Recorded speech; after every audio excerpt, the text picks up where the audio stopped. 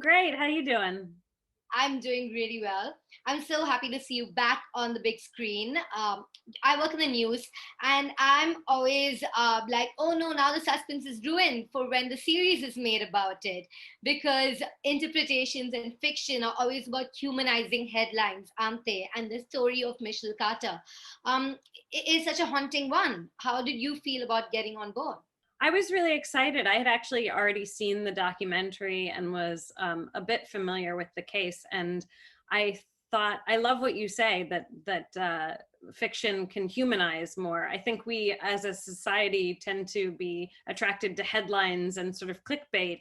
And this series was a real opportunity to dive into imagined and unimagined psyche of these characters and put ourselves in their shoes in a different way. Well, I waited one whole question before telling you that I'm a huge fan of You're the Worst. And I think I've co-opted your character, Sunday Fun Day Forever. I use all your GIFs. I'll stop. But, I imagine for a character like Gretchen, you give yourself more. And for a character like Katie Rayburn, the defense attorney, you perhaps take more. That's interesting. I have never thought about it that way. But yeah, I think the facts of a real person are something that feel less malleable than a fictional character.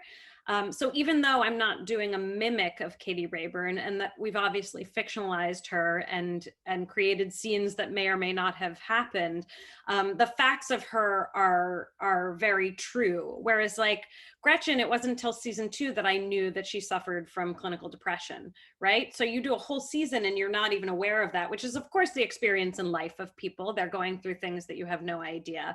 But you have a set of facts that you're working with when you're playing a real character. Well, a lot of us know you from You're the Worst, and we loved your career trajectory with the boys.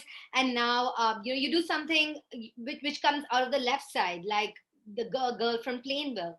What was your reason for gravitating towards this particular character?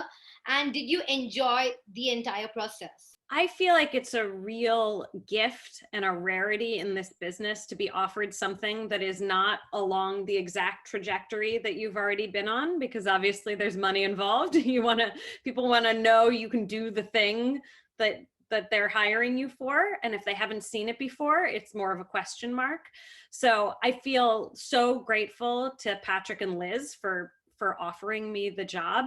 And the truth is, I live a lot in the comedy world, but I watch drama. And so to be a part of such an incredible series that deals with the issues around mental health and questions of morality in such a subtle way. I mean, this is such an in-your-face case. And yet watching the series, I was so blown away by their ability to bring nuance into it and to allow us in a whole different way. The same thing you were saying about humanity. So I loved being a part of it. And I loved the challenge of the sort of legalese and having to, I was walking around learning my lines in Forsyth Park in Savannah, every day, just drilling so it could sound natural and easy, because it wasn't natural and easy. And I think actors, we all want to be challenged. You get bored, just like in any job. You want to have new things. So it felt like such an incredible opportunity to be a part of this. So, having internalized that legalese, as you're telling me, what is your favorite legal phrase that you like to drop around now? I imagine you're a bit of a lawyer yourself. So, do you have one of those phrases that you've caught on? It's so funny. It's kind of like, it's like learning, like I hear if you're on a soap opera, you have to learn like an episode per day, right? It's like, so it sort of goes in this short-term memory bank and then goes out, like you don't remember it the next day. And I feel a little like that. Like I can't even remember the things that I was like working so hard to make sure they came out easy. Like involuntary intoxication, even that was like, it takes a second because it's been a while. It's not, but that's just a legal term. We know that involuntary intoxication is just a legal term. It's not in the book. Yes, exactly. We know that you taught us well. You taught us well, Gretchen. You told me earlier that you love watching drama, and it's really become a meme now. Girls who love rom-coms love watching true crime documentaries now. You know, that's a stereotype. And are you one of them, or should I say one of us? Do you also subscribe to this genre? And what do you think it is about this genre that makes so many women gravitate towards it? I think so. My entire life, I've definitely been a true crime junkie, but it's changed recently with the pandemic and also the experience of doing this show. And to be honest, I have an experience in my life where someone was killed, and seeing the press take that on was also one of those moments where I started to have to rethink the storytelling around true crime. And I listen to a lot of podcasts. I was never a watcher. I was more of a podcast person in the last few years. And I started to have to rethink like the stories that were being told.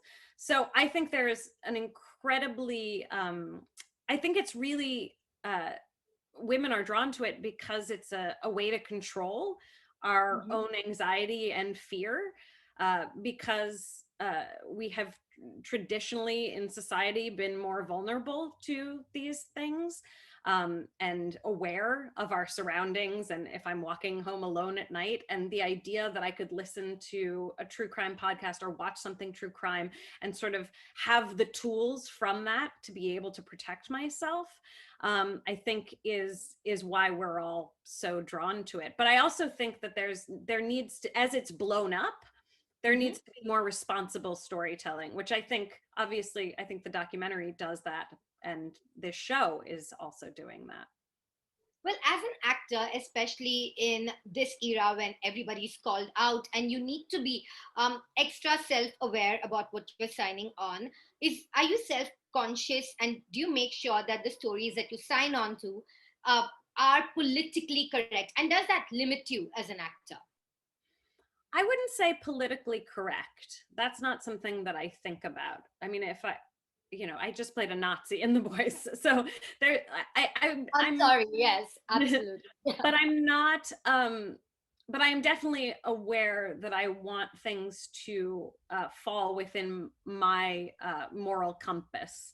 So if I'm going to play a Nazi, is she punished? Is she like, what are we saying about the framework? That's what I meant. At the larger message.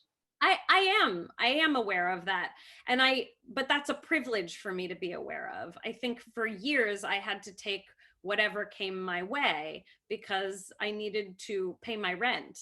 And there's a difference. So I feel like now I have the privilege of being able to make those choices, and it doesn't feel like a burden. It feels like a privilege. That not everybody has, and I don't judge people for taking jobs that may fall out because they have to decide for themselves where that line is. Point well put and well taken. Thank you, Aya. Now I've emerged out of this interview as an even bigger fan. Can't wait to see what you have in store for us next. Thank you so much. So nice to meet you. It was so lovely to meet you. Love you. Bye.